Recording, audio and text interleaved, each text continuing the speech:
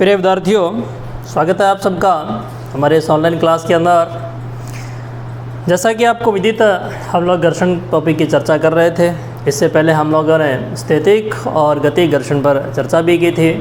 आज हम लोग लौटनी घर्षण की चर्चा करेंगे। लौटनी घर्षण क्या होता है?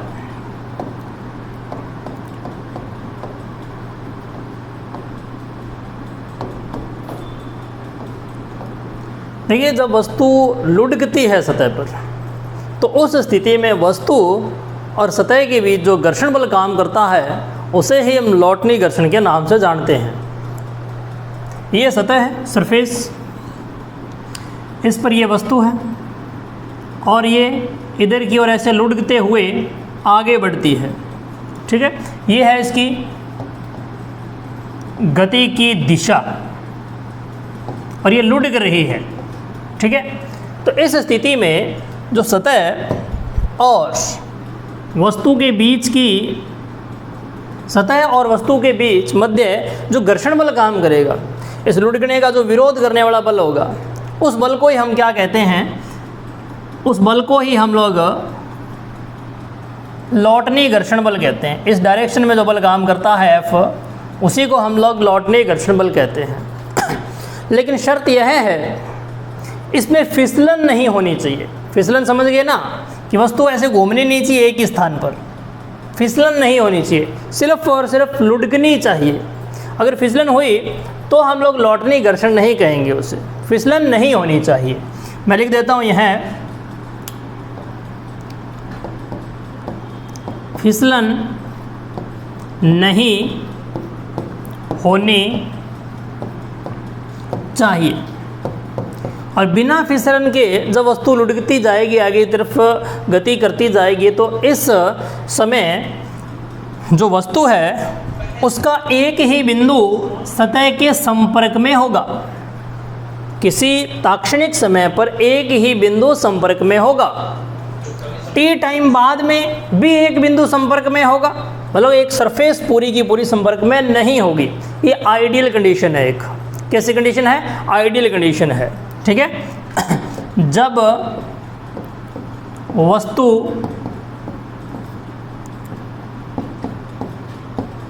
सतह पर लौटनी गति करती है, यहां मैं लिख देता हूं बिना फिसले, मतलब फिसलन नहीं है। जब वस्तु सतह पर लौटनी गति करती है तो वस्तु का एक बिंदु सतह के संपर्क में होता है।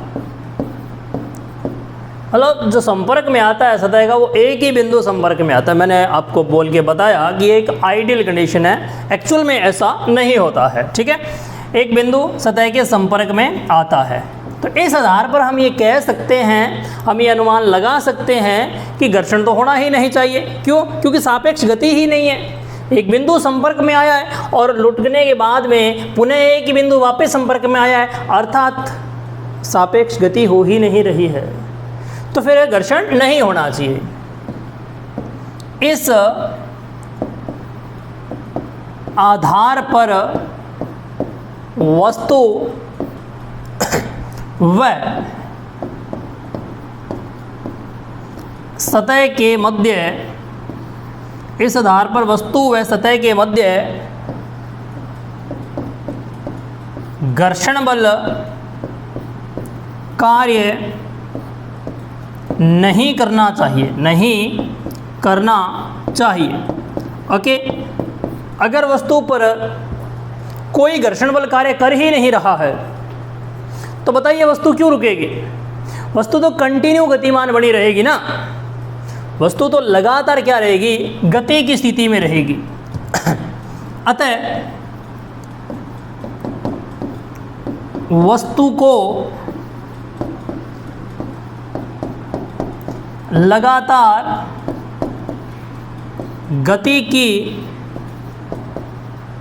स्थिति में बने रहना चाहिए, बने रहना चाहिए। मतलब वस्तु को रुकना नहीं चाहिए। क्यों नहीं रुकना चाहिए भाई? क्योंकि हम ये बता रहे हैं कि घर्षण बल नहीं है। क्यों नहीं है घर्षण बल? क्योंकि एक ही बिंदु संपर्क में रहना है, सापेक्ष गति होनी ही नहीं है, तो फिर घर्षण कैसे होगा भाई? लेकिन व्यवहार में ऐसा नहीं होता, मतलब रियल में ऐसा नहीं होता। लेकिन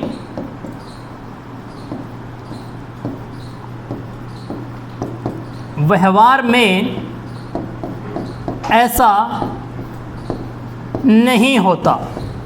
कैसा नहीं होता? कि वस्तु रुके नहीं। क्या होता है? वस्तु रुक जाती है। लेकिन व्यवहार में ऐसा नहीं होता, जबकि कुछ दूरी तय करने के बाद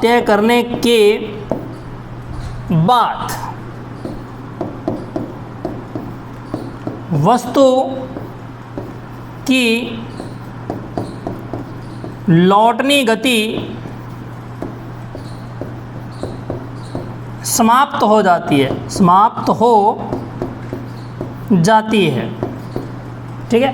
हाँ, ये भी आप याद रखिए कि लौटनी घर्षण का मान है ना, जो लौटनी घर्षण का जो मान है वो बहुत कम होता है। किससे भी? जो हमने सर्पी घर्षण पढ़ा था, हम लोग इसको गति घर्षण भी कहते हैं। स्पर्श में जो पिंड है उनके बीच जो घर्षण था उसे हम सर्पी घर्षण भी कहते हैं और गति घर्षण भी कहते हैं। इस घर्षण से ये घर्षण क्या होता है? बहुत कम होता है। यहाँ हम क्या समझ रहे थे कि वस्तु को रुकना नहीं चाहिए अगर ये कंडीशन ट्रू है। लेकिन व्यवहार में क्या होता है? वस्तु रुकती है, वस्तु कुछ दूरी तय करती है, उसके बाद में विराम में आ जाती है, लौटने गति बंद हो जाती है, अवश्य ही घर्षण काम करता है। इसको कैसे समझेंगे? देखिए, इसको समझने के लिए हमें वापस डायग्राम को देखना होगा। जब एक वस्तु लौटनी गति करते हुए सतह पर चलती है, गति करती है, तो इस कंडीशन में जो सतह है उसमें कुछ ना कुछ विरूपण आता है। मतलब सतह जो है वो एग्जैक्टली समतल नहीं रह पाती, उसमें कुछ ना कुछ क्या आ जाता है? विरूपण आ जाता है। इस प्रकार से आप समझ सकते हैं। यहाँ से सतह क्या होती है? थोड़ी दब जाती है। इस प्रकार से थोड़ा विरूपण आ जाता है। ओके। और इस कारण जो वस्तु है उसका एक बिंदु संपर्क में नहीं आता, जबकि एक परिमित क्षेत्रफल संपर्क में आ जाता है। किसके भाई? सतह के। किसका क्षेत्रफल? वस्तु का क्षेत्रफल। एक परिमित क्षेत्रफल, एक निश्चित क्षेत्रफल संपर्क में आता है। किसके? वस्तु के, ना कि एक बिंदु। जैसा कि यहाँ मैं बता रहा था, एक बिंदु संपर्क में आता है। ये आइडियल कंडीशन थी, लेकिन वास्तव में होता क्या है? एक सतह संपर्क में आती है। इस बात को हम लिखते हैं, वस्तु जब सतह पर लौटनी गति करती है, लौटनी गति करती है, वस्तु जब सतह पर लौटनी गति करती है तो वस्तु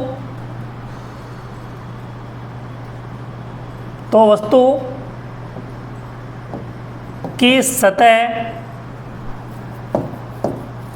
हाँ वस्तु की सतह लिख देते हैं। वस्तु की सतह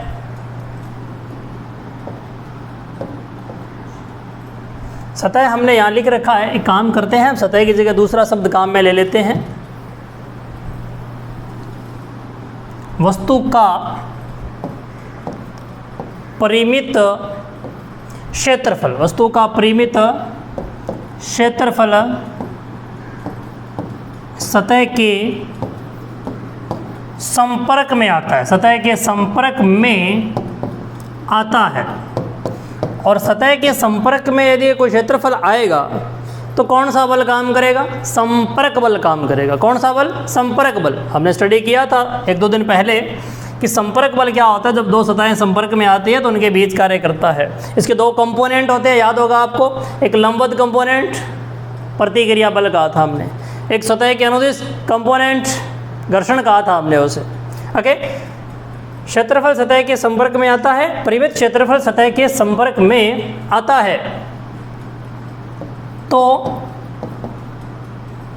सतह व वस्तु के मध्य, तो सतह व वस्तु के मध्य संपर्क बल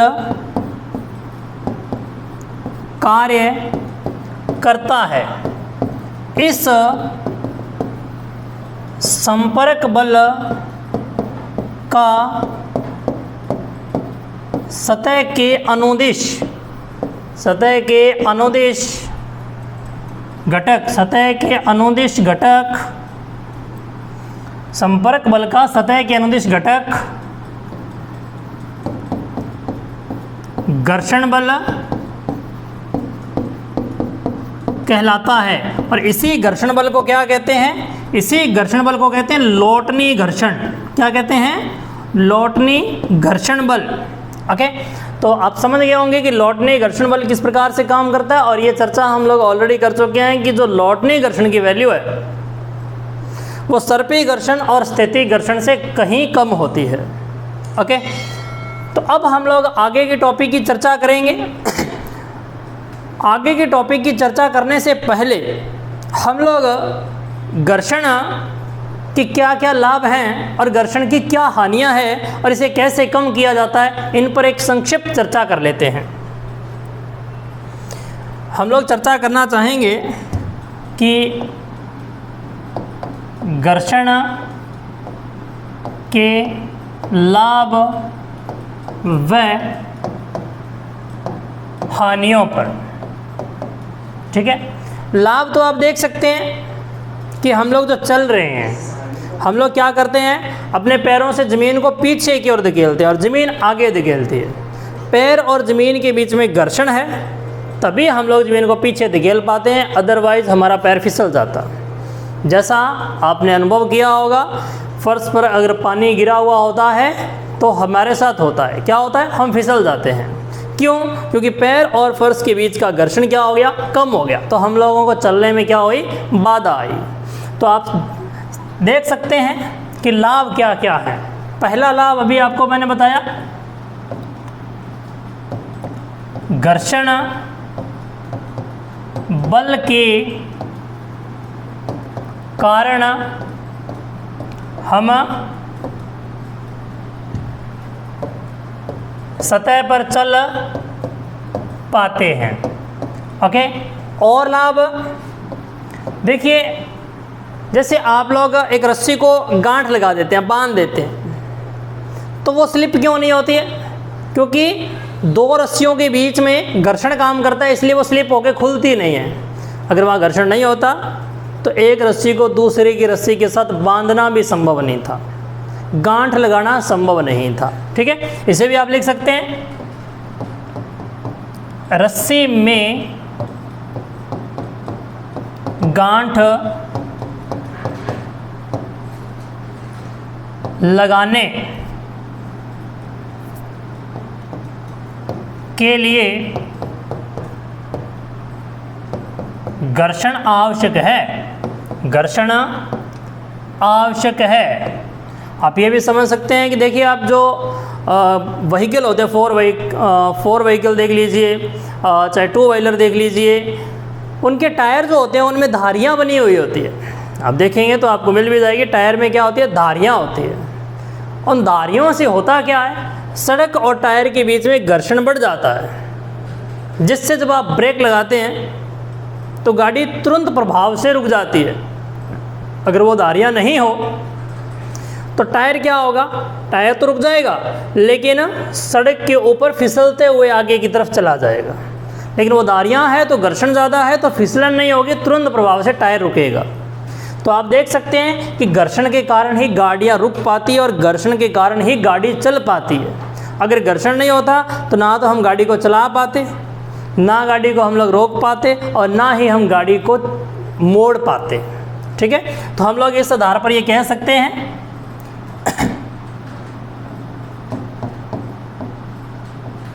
गाड़ियों को चलाने,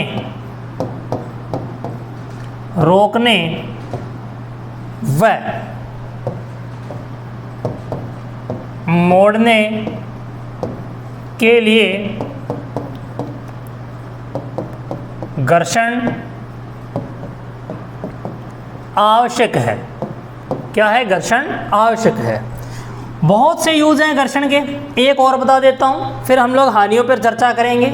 जैसे कि जो मार्कर होता है या चौक होता है, उससे आप बोर्ड पर लिखते हैं तो वो घर्षण के कारण ही संभव हो पाता है। जो आप लिखते हैं बोर्ड पर मार्कर या चौक से, वो घर्षण के कारण ही संभव हो पाता है और घर्षण के कारण ही चौक जो होता है वो घिस पाता है। अगर घर्षण कम हो जाएगा तो आपने देखा होगा जो चौक वाला बोर्ड होता है उस पर चौक कम चलने लगता है।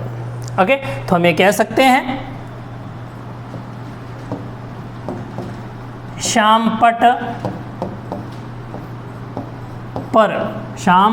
पर चौक से लिखने के लिए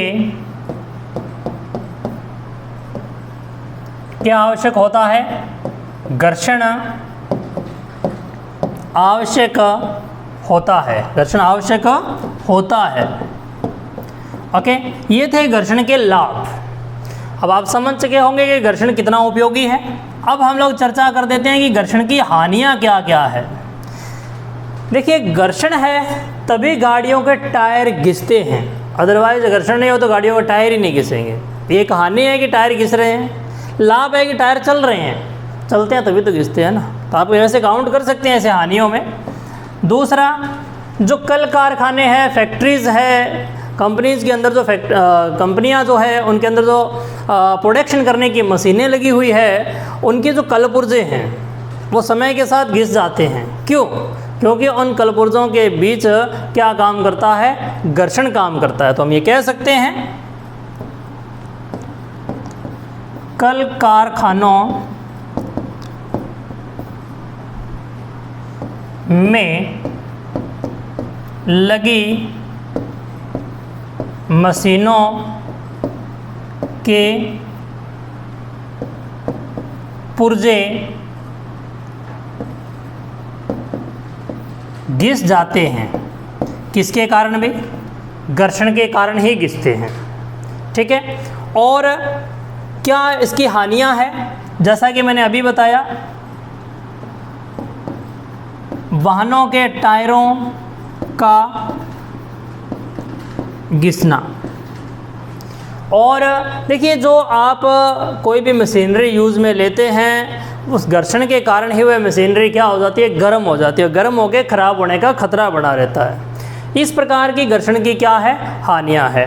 अगर घर्षण नहीं होता तो एक बार अगर हम गाड़ी को चला के छोड़ देते तो वो समतल सतह में लगातार अनंत समय तक चलती रह सकती थी। अर्थात हमें उसके इंजन को स्टार्ट रखने की ज़रूरत भी नहीं थी। अगर घर्षण नहीं होता तो ये लाभ था, हम कहीं भी जा सकते थे। लेकिन एक बात और हमें समझनी चाहिए कि ऐसा इसलिए संभव नहीं था कि बिना घर्षण के गाड़ी चल भी नहीं पाती। यहाँ हमने कहीं लिखा था, ये देखिए, गाड़ी अगर चलानी है, टायर को अगर घूम करके आगे की तरफ गाड़ी को धकेलना है तो उसके लिए भी क्या चाहिए? घर्षण चाहिए। अगर एक बार कैसे भी करके आपने गाड़ी चला दी, कैसे भी करके, और घर्षण नहीं है तो फिर गाड़ी नहीं रुकेगी, ब्रेक भी नहीं लगेंगे। ठीक है, तो आप कुछ एक इसमें लाभ देख रहे हैं और कुछ एक हानियाँ भी है, लेकिन मुझे इसके लाभ ज़्यादा दिख रहे हैं। ओके, अब प्रश्न उठता है कि कम कैसे किया जाए? घर्षण को कम करने की विधियां कौन कौन सी है? जैसा आपने देखा होगा कि अब दीपावली आने वाली है, फेस्टिवल्स जो समय होता है, सीज़न होता है, उसके अंदर हम लोग घरों के अंदर गेट्स जो होते हैं उनको कलर वगैरह करते हैं। और कलर करने के बाद में हमने देखा होगा वो कम आवाज़ करते हैं, पहले की तुलना में उनकी आवाज़ कम हो जाती है। ऐसा क्यों? क्योंकि हम लोगों ने जो घर्षण हो रहा था गेट के भिड़ने पर ध्वनि उत्पन्न होती थी उससे, या फिर जो चूल लगी होती है, पहले लगी होती थी, आजकल तो चूल की बजाय दूसरे गेट होते हैं, कब्जे लगे होते हैं, उनके बीच अगर आपने ऑयल डाल दिया तो भी गेट ने आवाज़ करना क्या कर देता है, बंद कर देता है। तो वहाँ हुआ क्या एक्चुअली, उस ऑयल से वहाँ घर्षण कम हो गया, इसलिए गेट जो है स्मूथली खुल रहा है और स्मूथली बंद हो रहा है। मतलब आप किसके सहायता से घर्षण कम कर सकते हैं? पॉलिश करके या फिर ऑयल से भी घर्षण कम कर सकते हैं। घर्षण को कम करने की उपयुक्त विधि जो है वो है बॉल बेरिंग। बॉल बेरिंग कौन सी विधि है? Ball bearing. 1 मिनट।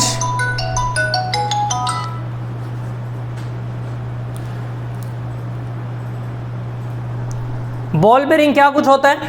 ये एक बेरिंग होता है, ठीक है।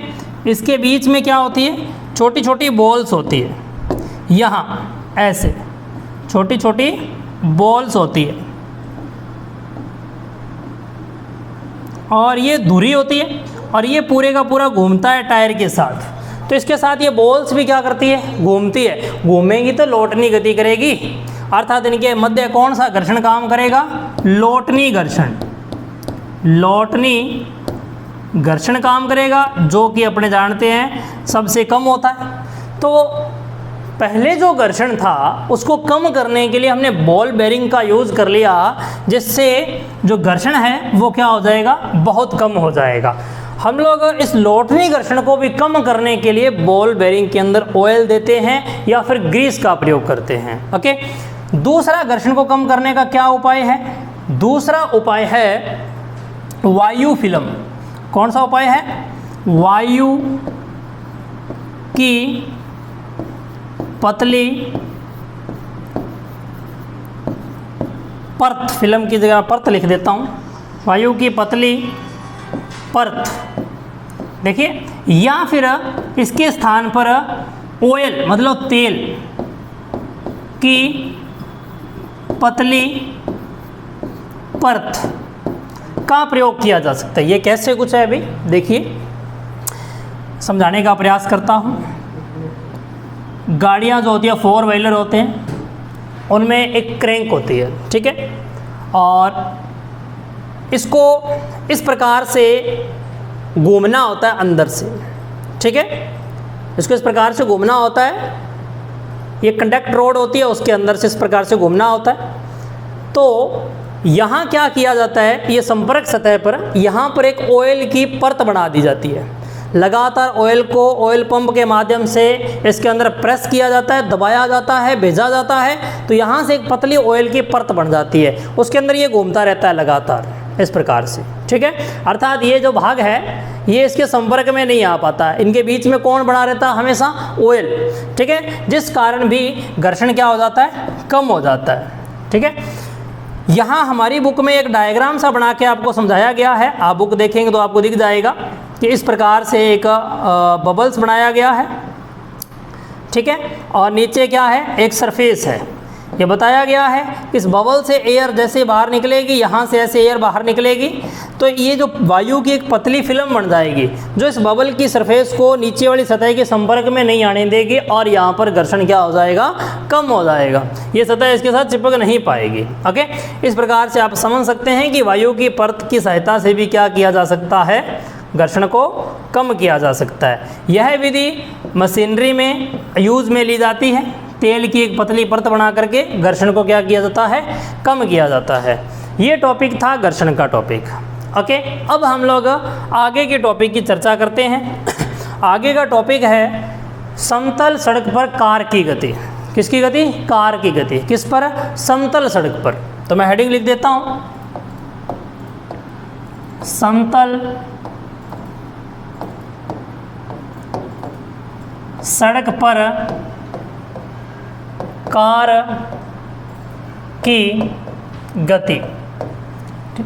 तो तो इसके लिए हमें कुछ मानना पड़ेगा। माना एक कार है, m द्रव्यमान है उसका, ठीक है, और वो एक समतल सड़क पर चल रही है, और हम लोग चर्चा करना चाहते हैं जब कार एक मोड़ से मुड़ेगी, ऐसे यहाँ से कार इस प्रकार से जा रही है और एक मोड़ से मुड़ती है, मोड़ की त्रिज्या कितनी है, r है। ओके, त्रिज्या कितनी है, r है। तो मैं ये थ्योरी भी साथ साथ में लिखते चलता हूँ। माना m द्रव्यमान की कार, माना m द्रव्यमान की कार r त्रिज्या के वर्ताकार मोड़ से मुड़ती है।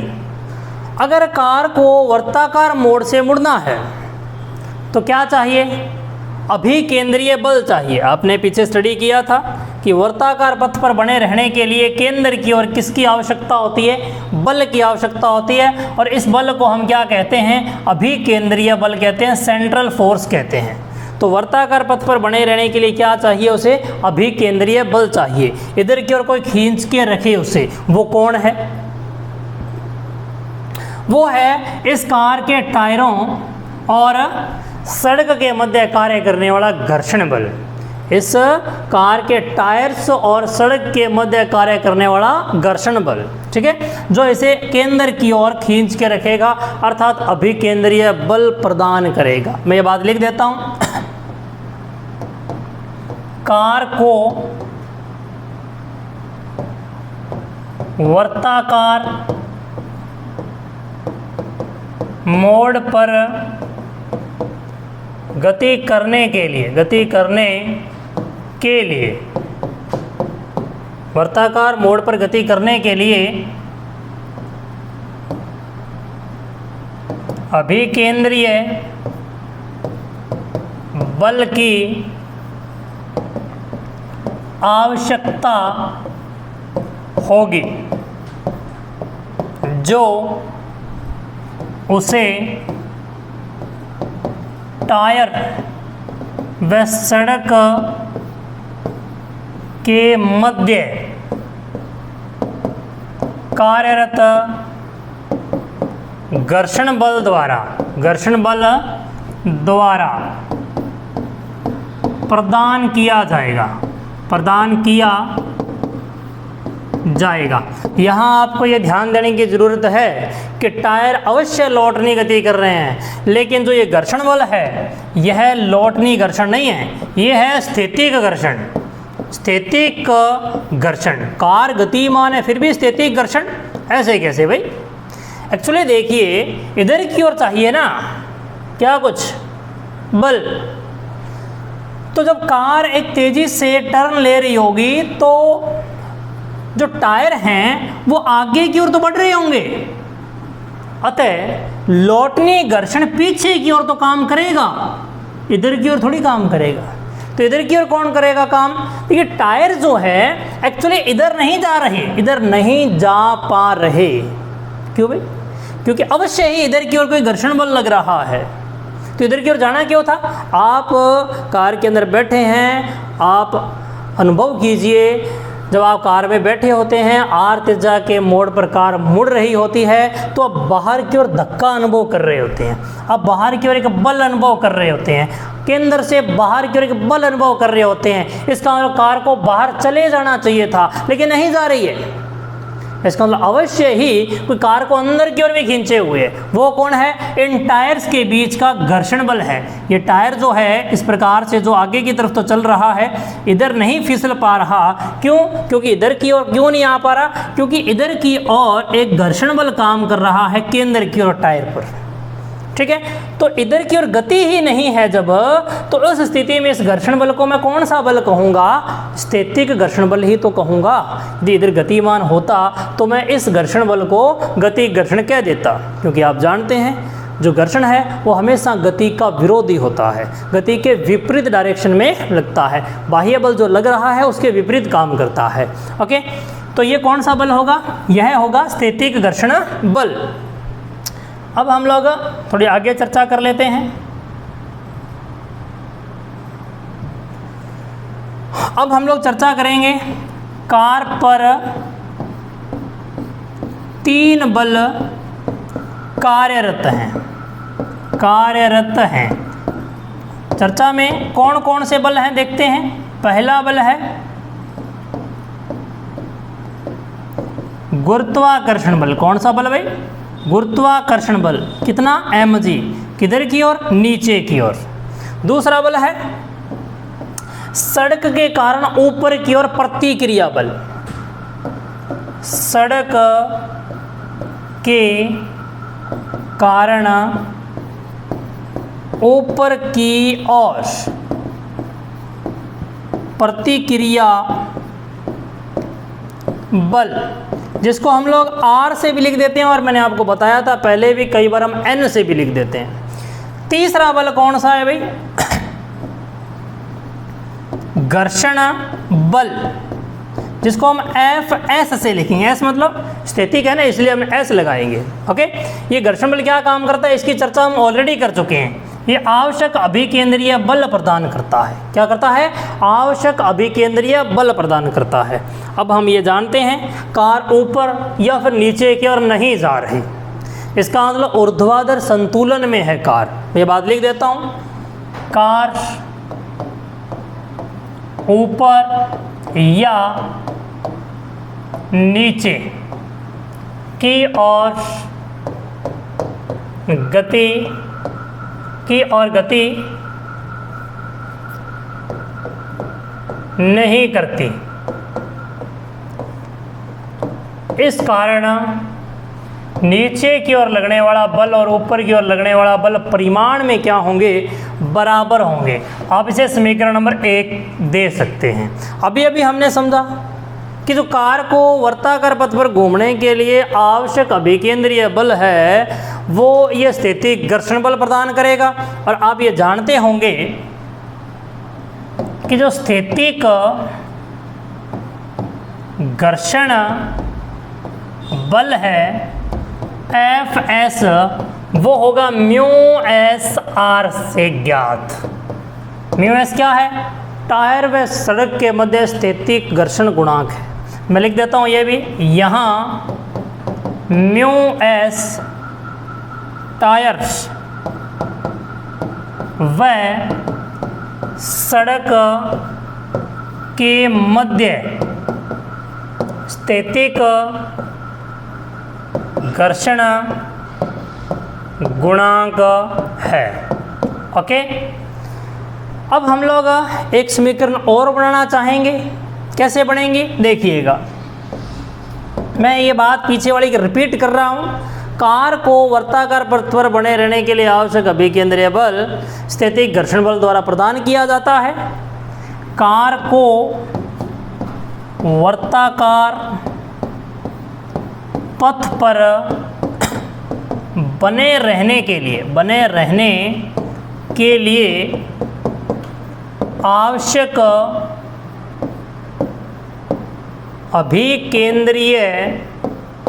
आवश्यक अभिकेंद्रीय बल स्थैतिक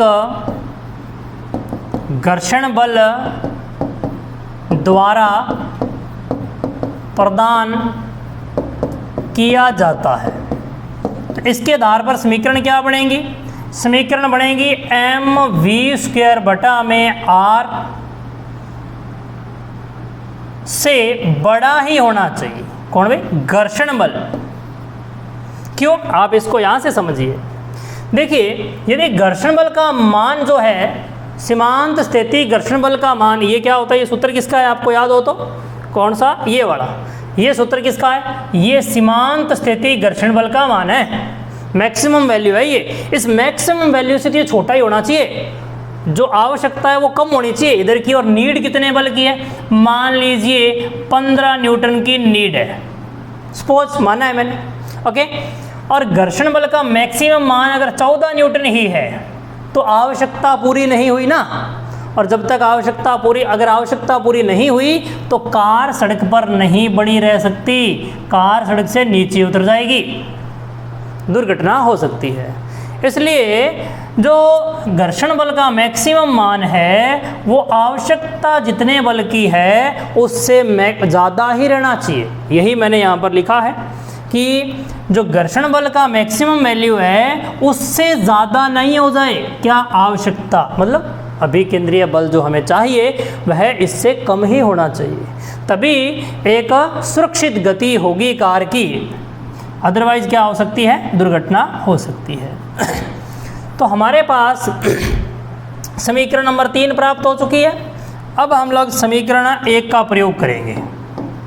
समीकरण 1 से क्या लिखेंगे, r का मान कितना है, mg है, ठीक है, इसको इसके अंदर यूज़ कर देंगे r के स्थान पर। ये r अलग है, एक काम करता हूँ, r मिक्स हो रहा है भाई, मैं काम करता हूँ r की जगह क्या कर लेता हूँ, n लिख लेता हूँ। प्रतिक्रिया जो बल है उसको किससे लिखेंगे, अब हम लोग n से लिखेंगे, क्यों, क्योंकि r तिरछा आ गई है, प्रतिक्रिया बल को हम लोग अब से लिखेंगे n के साथ, ठीक है, r क्या है, तिरछा है,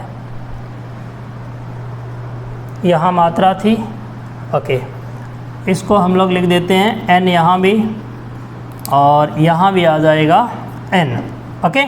अब ये वैल्यू हम लोग यहाँ पुट कर देंगे तो क्या बढ़ने वाला है, यहाँ बढ़ेगा mv² बटा में r और म्यू एस एम जी, क्या कट गया, m से m कट हो गया, तो वैल्यू आती है v² के लिए हमारे पास म्यू एस आर जी, तो v की वैल्यू क्या रहेगी, mu S R G, okay.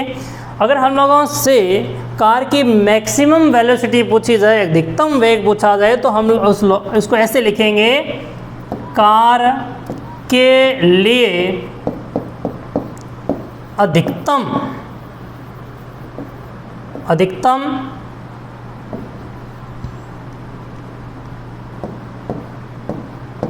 सुरक्षित चाल जो है v वो होगी म्यू एस आर जी। तो आप देख सकते हैं अधिकतम सुरक्षित चाल जो है कार के द्रव्यमान पर डिपेंड नहीं करती है, कार के द्रव्यमान पर डिपेंड नहीं करती है, ये डिपेंड करती है मोड़ की तिरछा पर, मोड़ की तिरछा पर और घर्षण गुणांक पर, किस पर डिपेंड करती है, घर्षण गुणांक पर डिपेंड करती है। जी तो नियतांक है, ये तो बदलेगा ही नहीं, इसका तो बोलने की जरूरत ही नहीं है हमें, ओके। तो उम्मीद है आपको ये समझ आ गया होगा। ढालू सड़क पर कार की गति हम नेक्स्ट लेक्चर में पढ़ेंगे। आज के लिए इतना ही, ओके, धन्यवाद।